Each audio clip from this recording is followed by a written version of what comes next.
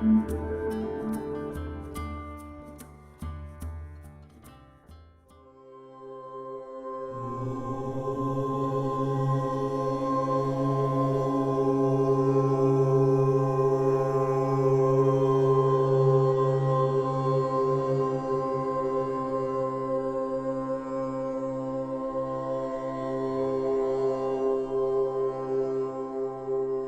जीवन प्रकृति की अद्भुत रचना है। मन, मस्तिष्क और शरीर का समन्वय, अंतर और बाह्य जगत का समन्वय और समानुभूति ही शांति, सुख और समृद्धि का मूल होता है।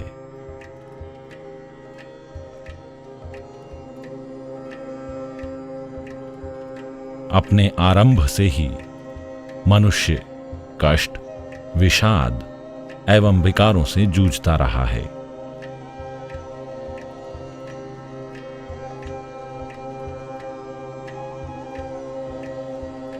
चेतना इन विकारों, व्याधियों के मूल में है और चेतनता ही मनुष्य को व्याधियों के निवारण की ओर प्रेरित भी करती है।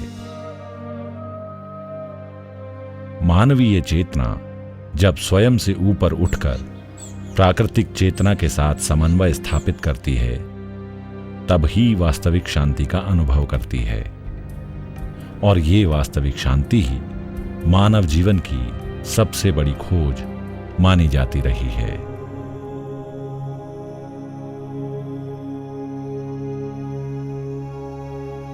किंतु ये शांति कैसे मिले? क्या साधारण मानव अपने साधारण जीवन में अपने दैनंदिन कार्य करते हुए इस शांति को प्राप्त कर सकता है? योग इन्हीं सब प्रश्नों का उत्तर है, इन्हीं सब समस्याओं का समाधान है। योग वास्तव में कला है तो विज्ञान भी है। गूढ़ है किंतु सरल है, श्रम साध्य है किंतु आसान है, आध्यात्म है किंतु भौतिक ज्ञान है। योग स्वस्थ एवं सहज जीवन का ज्ञान है। योग शब्द का उद्भव संस्कृत के शब्द युज से हुआ है। युज का वास्तविक अर्थ है जोड़ना, समन्वित करना, समेकित करना, एकात्म करना।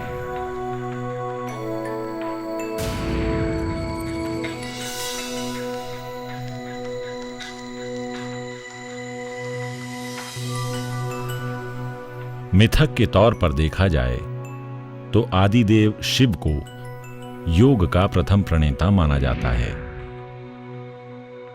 योग का प्रारंभ सभ्यता के आविर्भाव से ही माना जाता है।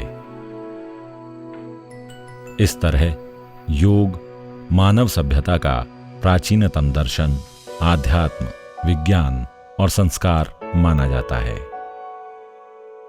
योग की ऐतिहासिक प्रामाणिकता सिंधु सरस्वती घाटी सभ्यता के पुरातत्व अवशेषों में स्पष्ट दिखाई देती है, जहां योग की विभिन्न मुद्राओं, यौगिक साधना की अनन्य शैलियों एवं योग के भिन्न दृष्टांत दिखाई देते हैं। योग लोक परंपरा, वैदिक और उपनिषदीय ज्ञान में, बौद्ध और जैन परंपरा में, दर्शन में, महाभारत और रामायण में, वैष्णव, शैव, तंत्र और शाक्त लगभग सभी परंपराओं में विद्यमान दिखता है। विभिन्न धाराओं में विस्तार पाने वाले योग को महर्षि पतंजलि ने सही तरीके से व्यवस्थित किया और योग सूत्र का संकलन किया, जिसे योग के आधुनिक रूप का जनक माना जाता है। पतंजलि के बाद से ही योग का प्रचलन बढ़ा और विभिन्न यौगिक संस्थानों, पीठों और आश्रमों का निर्माण हुआ, जिनमें योग की शिक्षा दीक्षा दी जाने लगी। महर्षि पतंजलि द्वारा बताए गए योग मार्ग को ही बाद में सिद्ध पंथ, शैव पंथ, नाथ पंथ, वैष्णव और शाक्त पंथ ने अपने अपने तौर पर विस्तार दिया। महर्षि पतंजलि ने योग सूत्र में 8 अंगों वाले योग का एक मार्ग बताया, जिसे अष्टांग योग कहते हैं। योग के ये 8 अंग हैं: यम, नियम, आसन, प्राणायाम, प्रत्याहार, धारणा, ध्यान और समाधि।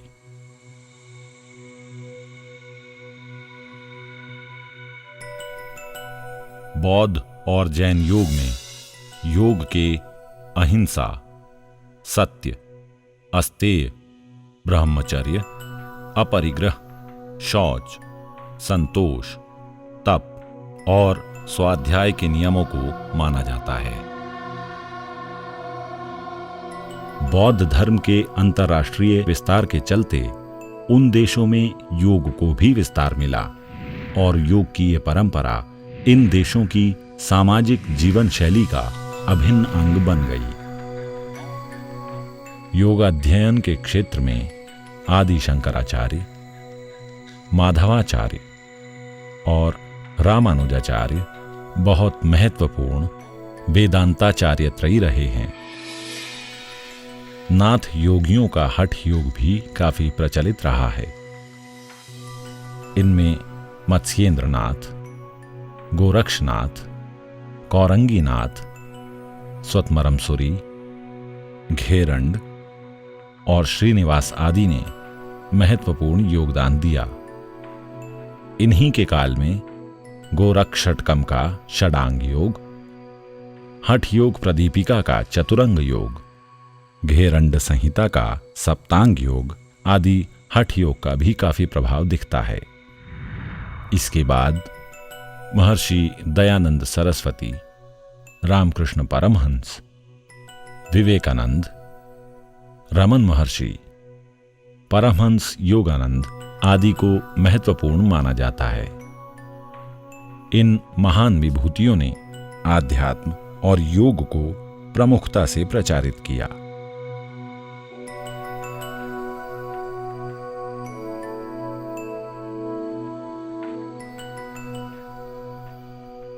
आधुनिक काल में योग का महत्व इसलिए और बढ़ जाता है क्योंकि भौतिक संपदा और समृद्धि की होड़ में जहां एक ओर सामाजिक संरचना क्षीण हो रही है, पर्यावरणीय सुरक्षा को मानव अपनी सुविधानुसार बरत रहा है, वहीं मानवीय चेष्टाएं और तीव्र हो रही हैं। आधुनिक मानव प्रत्येक चेष्टा में भौतिक समृद्धि की खोज कर रहा है और इस सुख में जिस लाभ को प्राप्त करने की चेष्टा कर रहा है उसके मूल अर्थात शांति व समन्वय की तरफ ध्यान भी नहीं दे रहा। ऐसे में योग एकमात्र ऐसा रास्ता है जो मानवीय चेष्टाओं को सही दिशा दे सके। आधुनिक काल में योग का वास्तविक लक्ष्य मोक्ष की प्राप्ति कम और मानवीय चेष्टाओं की समृद्धि ज्यादा है। इसलिए योग शारीरिक व्याधियों के लिए ज्यादा महत्वपूर्ण हो जाता है।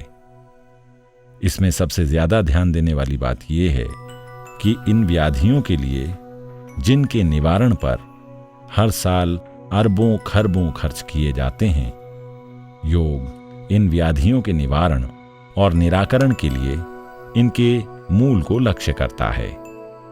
यहां योग का वास्तविक लक्ष्य औषधीय चिकित्सा नहीं है, अपितु व्याधियों के मूल का निराकरण होता है। आधुनिक चिकित्सा विज्ञान योग की महत्ता को स्वीकार कर चुका है। दुनिया भर में आधुनिक चिकित्सा पद्धतियों में योग का, योगासनों का, आयुर्वेदिक औषधियों का उपयोग दिनों दिन बढ़ता जा रहा है। एम्स में योगा को कई सालों से एक पद्धति के रूप में उपयोग में लाया गया है।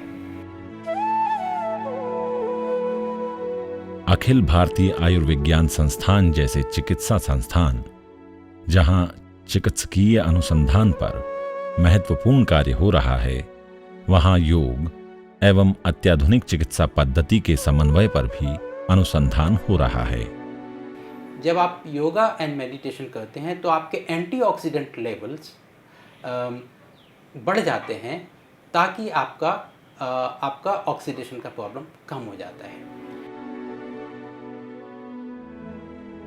जिन व्याधियों को आधुनिक चिकित्सा पद्धति ने चिकित्सकीय परिधि से बाहर का माना, योग ने उस पर चमत्कारिक असर दिखाया है।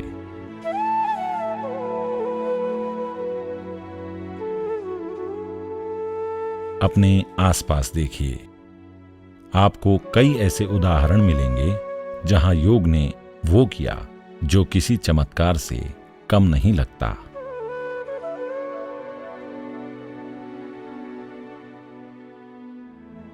विभिन्न संगठनों ने स्वास्थ्य के विषय में अपनी आधुनिक विचार पद्धति में आध्यात्मिक स्वास्थ्य को भी एक आयाम मानना शुरू कर दिया है। योग व्यक्ति एवं प्रकृति के समन्वय के द्वारा आध्यात्मिक स्वास्थ्य का ही मार्ग है। Namaskar. My name is Tommy Rosen. I'm a yoga teacher in Venice, California. I use yoga to help people to overcome addiction of all kinds. I myself was a chronic drug addict 25 years ago, and yoga has been one of the most important things on my path of recovery and healing.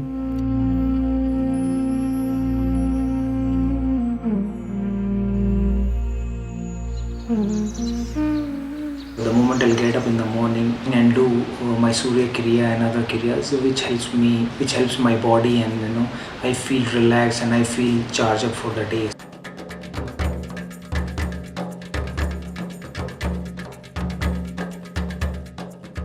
कुछ साल पहले मेरा एक accident हो गया था, जिसकी वजह से मुझे कमर में और जांघों में गहरी चोट लगी थी।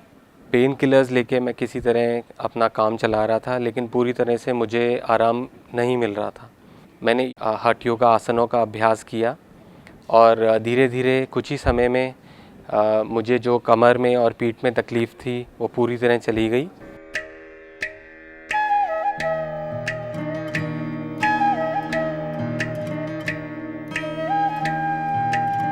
पिछले कुछ सालों से मासिक पीरियड्स में बदलाव, थायराइड की समस्या थी और मूड स्विंग्स के अलावा काफ़ी आलसपन रहता था, परंतु शक्तिशाली शांभवी महामुद्रा क्रिया अभ्यास करने के करीबन 2 महीने में मुझे मेरे समस्याओं से निजात मिल गई।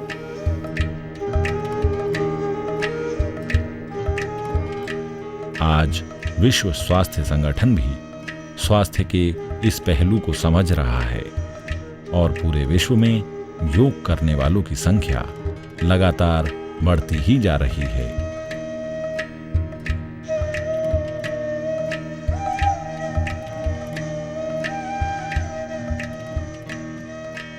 आधुनिक जीवन की भागदौड़, तनाव, लिप्सा और अनावश्यक लिप्सा ने न सिर्फ व्यक्तियों को एकांगी बनाया है, अपितु पारिवारिक, सामाजिक और सामुदायिक सह अस्तित्व की भावना से परे भी कर दिया है।